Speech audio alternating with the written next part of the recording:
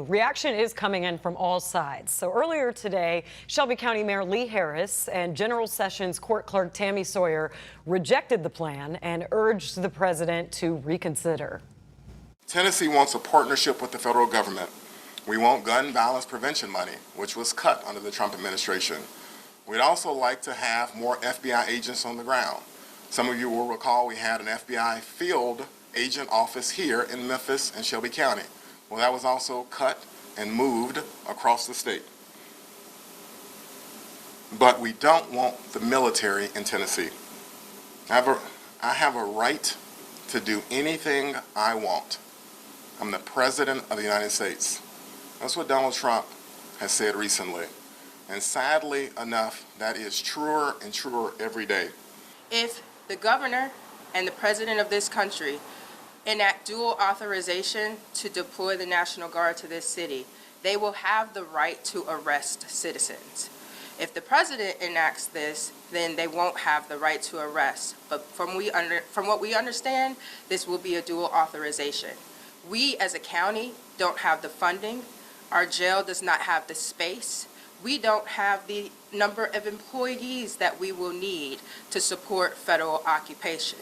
I don't think there's any Memphian who is supportive. So I think that all Memphians are against seeing individuals with military fatigues, semi-automatic weapons, and armored vehicles on their streets. I don't think anybody feels comfortable with that. And so we're going to do everything we can to see if we can turn this thing around, like moments right now, to raise awareness. But also, I'm going to explore litigation to see if there is a legal ground for us to prevent this action from taking place. Taking a look at more reactions around the Mid-South, Republican State Senator Brent Taylor, who supports the Memphis troop deployment, posted on X today that the National Guard could provide administrative and logistical support to law enforcement, letting local officers focus on policing. He also recently asked the Tennessee Bureau of Investigation to audit the Memphis Police Department's crime reporting.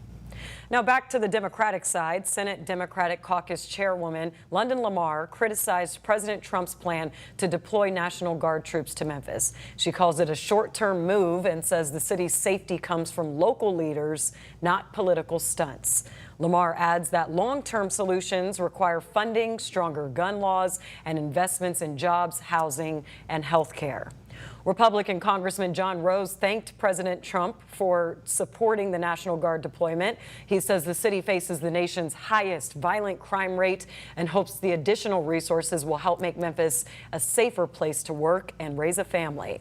Senate Minority Leader Ramesh Akbari says Memphis doesn't need the National Guard occupying the city. She calls the move political and urges that if deployed, troops work closely with the mayor and local police to be helpful, citing past National Guard support during the pandemic.